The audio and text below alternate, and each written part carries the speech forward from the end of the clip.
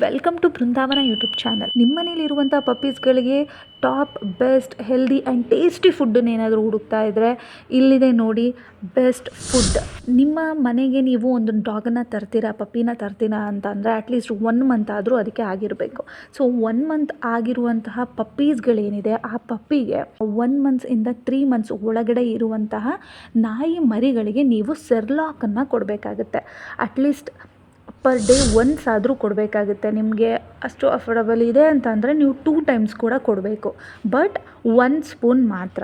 ನೀವು ಈ ಸೆರ್ಲಾಕನ್ನು ಮಕ್ಕಳಿಗೆ ಯೂಸ್ ಮಾಡುವಂಥ ಸೆರ್ಲಾಕ್ ಕೂಡ ಕೊಡ್ಬೋದು ಆ್ಯಂಡ್ ಡಾಗಿಗೆ ಅಂತಲೇ ಸಪ್ರೇಟ್ ಬರುತ್ತೆ, ಆ ಸೆರ್ಲಾಕನ್ನು ಕೂಡ ಕೊಡ್ಬೋದು. ನನ್ನ ಓನ್ ಎಕ್ಸ್ಪೀರಿಯನ್ಸ್ ಪ್ರಕಾರ ಈ ಡಾಗ್ಗಳು ಈ ಮಕ್ಕಳಿಗೆ ಏನು ಕೊಡ್ತಾರೆ ಸೆರ್ಲಾಕ್ ಅದನ್ನು ತುಂಬ ಇಷ್ಟಪಟ್ಟು ತಿಂತವೆ. ಯಾಕಂದರೆ ಮಕ್ಕಳಿಗೆ ಯೂಸ್ ಮಾಡುವಂಥ ಸೆರ್ಲಾಕ್ ಸ್ವಲ್ಪ ತಿಕ್ನೆಸ್ ಜಾಸ್ತಿ ಇರುತ್ತೆ, ಸೊ ತುಂಬ ಇಷ್ಟಪಟ್ಟು ತಿಂತವೆ. ಇದನ್ನು ನೀವು 1 to 3 months 2.5 month 1 to 3 months ಕೊಟ್ಟರೆ ಸಾಕು. ಅದ್ರ ಮೇಲೆ ಸೆರ್ಲಾಕನ್ನು ಕೊಡೋ ಅವಶ್ಯಕತೆ ಇರಲ್ಲ. ಕೊಡಿ ಅಂತ ಹೇಳ್ತಾರೆ, ಬಟ್ ಅದರಿಂದ ಏನೂ ಯೂಸ್ ಆಗಲ್ಲ. ಸೊ ನೆಕ್ಸ್ಟ್ ಬಂದು ನೀವು ಅದ್ರ ಜೊತೆಗೆ ಹಾಲನ್ನು ಕೊಡ್ಬೋದು. ಯಾವುದೇ ರೀತಿ ಶುಗರ್ ಆ್ಯಡ್ ಆಗಿರಬಾರ್ದು, ಹಾಲನ್ನು ಕೊಡ್ಬೋದು. ಓಕೆನಾ? ಅದ್ರ ಜೊತೆಗೆ ಈ ಸೆರ್ಲಾಕನ್ನು ಕೊಡಬೇಕಾಗತ್ತೆ. ಅದ್ರ ಜೊತೆಗೆ ಬೆಸ್ಟ್ ಪೆಡಿಗ್ರಿ ನಿಮಗೆ ಹೇಳ್ತೀನಿ ಗೈಸ್. ನಾನು ಹೇಳೋ ಪ್ರಕಾರ one of the best brand ಇದೆ ರಾಯಲ್ ಕೆನಲ್ ಆ್ಯಂಡ್ ಸಮಥಿಂಗ್ ಪೆಡಿಗ್ರೀಸ್ಗಳಿದ್ದಾವೆ. ಅದ್ರ ಜೊತೆಗೆ ಈ ಒಂದು ಫೋಕಸ್ ಅನ್ನುವಂತಹ ಡಾಗ್ ಫುಡ್ ಕೂಡ ಇದೆ ನೋಡಿ. ಡ್ರೋಲ್ಸ್ ಅವರ ಕಂಪನಿದು ಫೋಕಸ್ ಅನ್ನೋಂಥ ಒಂದು ಪಪ್ಪೀಸ್ದು ಫುಡ್ ಇದೆ. ಸೊ ನನ್ನ ಪ್ರಕಾರ ಗೈಸ್ ಇದು ಯಾವ ರೀತಿ ರಾಯಲ್ ಕೆನಲ್ ಆ್ಯಂಡ್ ಈ ಒಂದು ಫುಡ್ಗೆ ಏನು ಡಿಫ್ರೆನ್ಸ್ ಅಂತಂದರೆ, ಫಾರ್ ಎಕ್ಸಾಂಪಲ್ ಹೇಳೋದಾದರೆ ಈಗ ಒಂದೇ ಕ್ವಾಲಿಟೀಸ್ ಬಟ್ಟೆ ಇರುತ್ತೆ, ಬಟ್ ಆ ಬಟ್ಟೆ ಮೇಲೆ ಬ್ರ್ಯಾಂಡ್ ನೇಮ್ ಇರುತ್ತಲ್ಲ. ಸೊ ಕೆಲವರು ಆ ಬ್ರ್ಯಾಂಡ್ ನೇಮ್ಗೋಸ್ಕರ ಎಕ್ಸ್ಟ್ರಾ ದುಡ್ಡನ್ನು ಕೊಟ್ಟು ತೊಗೊತಾರೆ, ಬಟ್ ಕ್ವಾಲಿಟೀಸ್ ಒಂದೇ ಇರುತ್ತೆ. ಓಕೆನಾ? ಸೊ ಸೇಮ್ ಇದು ಅಷ್ಟೇ. ಸೊ ಇದರಲ್ಲೂ ಕೂಡ ಅದರಲ್ಲೂ ಇರುವಂಥ ಡಿಫ್ರೆನ್ಸ್ ಏನೂ ಇಲ್ಲ. ಸೇಮ್ ಇಂಗ್ರೀಡಿಯೆಂಟ್ಸ್ ಇದೆ, ಸೇಮ್ ಕ್ವಾಲಿಟೀಸ್ ಇದೆ. ಸೊ ಏನು ಡಿಫ್ರೆನ್ಸ್ ಇಲ್ಲ. ಬಟ್ ಅದೇ ನಾನು ಹೇಳೋ ಪ್ರಕಾರ ಬ್ರ್ಯಾಂಡಿಗೆ ಒಂದು ನೇಮನ್ನು ಇರೋದಕ್ಕೋಸ್ಕರ, ಬ್ರ್ಯಾಂಡ್ ನೇಮ್ ಇರೋದಕ್ಕೋಸ್ಕರ ಜನ ತೊಗೊತಾರೆ. ಕೇಸ್ ನೀವು ಓಕೆ ನನಗೆ ಬ್ರ್ಯಾಂಡೇ ಮುಖ್ಯ ಅನ್ನೋದಾದರೆ ಓಕೆ ಫೈನ್, ನೀವು ಅದನ್ನು ಕೊಟ್ಟು ಕೂಡ ತೊಗೊಬೋದು.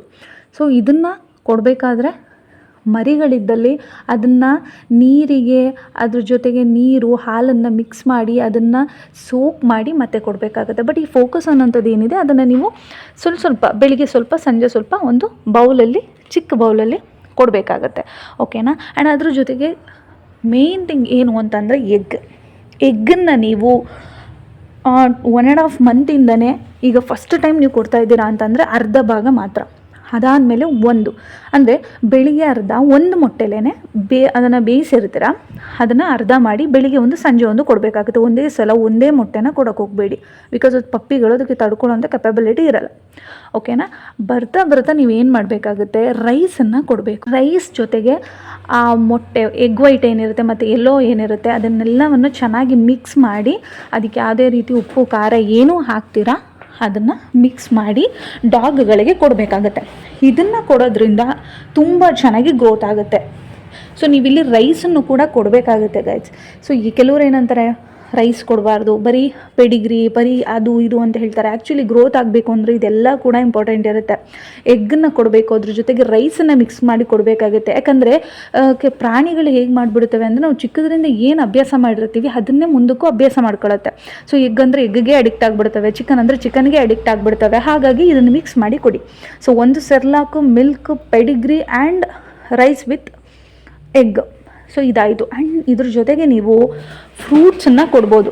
ಫ್ರೂಟ್ಸಲ್ಲಿ ಪೆಟ್ಗಳು ತುಂಬ ಚೆನ್ನಾಗಿ ಆ್ಯಪಲ್ ಆಗಿರ್ಬೋದು, ಜೊತೆಗೆ ವೆಜಿಟೇಬಲ್ಸು ಕ್ಯಾರೆಟ್ ಆಗಿರ್ಬೋದು, ಬೀನ್ಸ್ ಆಗಿರ್ಬೋದು, ಇವುಗಳನ್ನೆಲ್ಲ ತುಂಬ ಚೆನ್ನಾಗಿ ತಿಂತವೆ. ಇದನ್ನೆಲ್ಲ ನೀವು ಮೊದಲಿಂದನೇ ಅಭ್ಯಾಸ ಮಾಡಿಸ್ಬೇಕು. ಆ್ಯಂಡ್ ಟೊಮೆಟೊ, ಅವುಗಳಿಗೆ ತುಂಬಾ ಹೇರ್ ಶೈನಿಂಗ್ ಆಗಿರ್ಬೋದು ಮತ್ತು ಸ್ಕಿನ್ ಅಲರ್ಜಿಸಿತೆ ಏನೇ ಇದ್ರೂ ಕೂಡ ಕಮ್ಮಿ ಆಗುತ್ತೆ, ಒಳ್ಳೆಯದೇ. ಇದುಗಳ ಜೊತೆಗೆ ಕೊಡ್ಬೋದು. ಆ್ಯಂಡ್ ಕೆಲವೊಂದು ಹುಳಿ ಇರುವಂಥ ಫ್ರೂಟ್ಸ್ಗಳನ್ನ ಕೊಡ್ಲಿಕ್ಕೆ ಹೋಗಬೇಡಿ. ಕೆಲವೊಂದು ನಾಯಿಗಳಿಗೆ ಅದು ಜೀರ್ಣ ಆಗಲ್ಲ, ವಾಮಿಟ್ ಆಗುವಂಥ ಚಾನ್ಸಸ್ಗಳಿರುತ್ತೆ.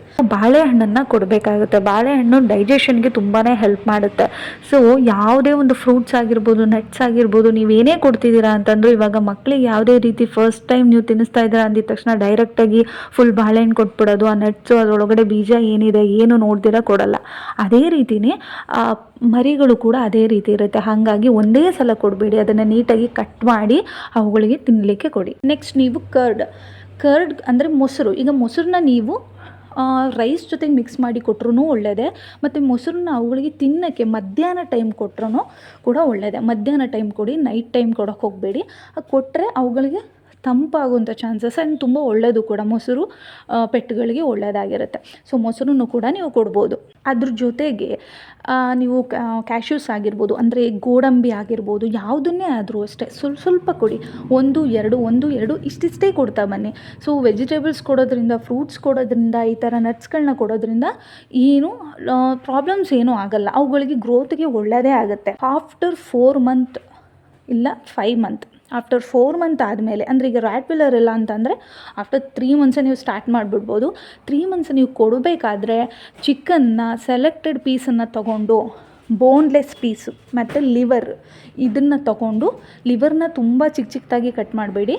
ಸೊ ಮೀಡಿಯಮಾಗಿ ಕಟ್ ಮಾಡಿಕೊಂಡು, ಸೊ ಆ ಚಿಕನ್ ಪೀಸನ್ನು ಕೂಡ ತೊಗೊಂಡು ಅದ್ರ ಜೊತೆಗೆ ಕ್ಯಾರೆಟ್ ಆಗಿರ್ಬೋದು, ಬೀನ್ಸು ಮತ್ತು ಅರಿಶಿಣ ಹಾಕಿಬಿಟ್ಟು ಚೆನ್ನಾಗಿ ಟರ್ಮರಿಕ್ ಪೌಡ್ರ್ ಹಾಕಿ ಚೆನ್ನಾಗಿ ಚೆನ್ನಾಗಿ ಕುದಿಸಿ ಅದು ನೀಟಾಗಿ ಬೆಂದಿರಬೇಕು, ಬಾಯ್ಲ್ ಆಗಿರಬೇಕು. ಅದಾದ ನಂತರ ಅದನ್ನು ನಿಮ್ಮ ಪೆಟ್ಟಿಗೆ ಕೊಡ್ಬೋದು. ಫಾರ್ ಎಕ್ಸಾಂಪಲ್, ಇಲ್ಲ ಅಂದರೆ ನಮ್ಮ ಪೆಟ್ಟು ಆ ಥರ ತಿನ್ನಲ್ಲ ಅಂತಂದರೆ ಮಿಕ್ಸ್ ಮಾಡಿ, ಅಂದರೆ ಜಾರಲ್ಲಿ ಅದನ್ನು ರುಬ್ಬಿಕೊಂಡು ಅದನ್ಗೂ ಕೂಡ ಕೊಡ್ಬೋದು. ಇಲ್ಲ ನಿಮ್ಮ ರ್ಯಾಟ್ವಿಲ್ಲರೆಲ್ಲ ಹಾಗೆ ತಿನ್ಕೊಂಬಿಡುತ್ತೆ, ಅದ್ರ ನೀಟಾಗಿ ನೋಡಿಕೊಂಡು ಫಸ್ಟ್ ಟೈಮ್ ಕೊಡ್ತಿದ್ದೀರಾ ಅಂತಂದರೆ ಚಿಕ್ಕದಾಗಿ ಪೀಸನ್ನು ಕಟ್ ಮಾಡಿ, ಅದು ಫಸ್ಟ್ ಟೈಮ್ ಫ್ರೇಗ್ನೆನ್ಸ್ ತೊಗೊಳ್ತಿರೋದ್ರಿಂದ ಆ ಒಂದು ಜೋಶಲ್ಲಿ ತಿಂದ್ಬಿಟ್ಟು ಅದಕ್ಕೆ ಸಿಗಾಕೊಳ್ಳೋದು ಆ ಥರ ಎಲ್ಲ ಆಗುತ್ತೆ. ಸೊ ಬಿ ಕೇರ್ಫುಲ್ಲಾಗಿ ಫಸ್ಟ್ ಟೈಮ್ ಕೊಡಬೇಕಾದ್ರೆ ನೀಟಾಗಿ ಕೊಡಿ ಈ ರೀತಿ. ಅದ್ರ ಜೊತೆಗೆ ನೀವು ರೈಸ್ನು ಮಿಕ್ಸ್ ಮಾಡಿಕೊಡ್ಬೋದು. ಯಾವುದೇ ಕಾರಣಕ್ಕೂ ಇದರಲ್ಲಿ ಉಪ್ಪು ಹಾಕೋಂಗಿಲ್ಲ.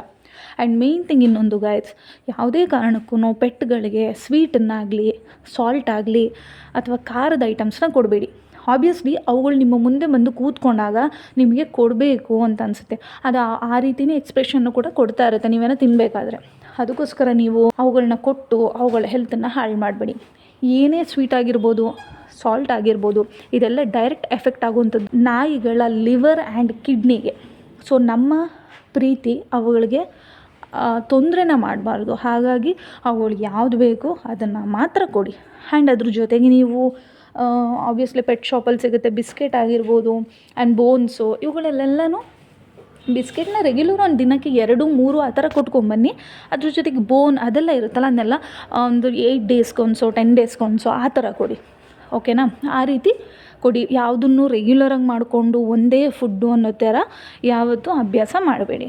ಸೊ ಈ ಒಂದು ಇನ್ಫಾರ್ಮೇಷನ್ ನಿಮಗೆ ಇಷ್ಟ ಆಗಿದ್ದರೆ ದಯವಿಟ್ಟು ಈ ಚಾನಲ್ನ ಸಬ್ಸ್ಕ್ರೈಬ್ ಮಾಡ್ಕೊಳ್ಳಿ. Thank you for watching.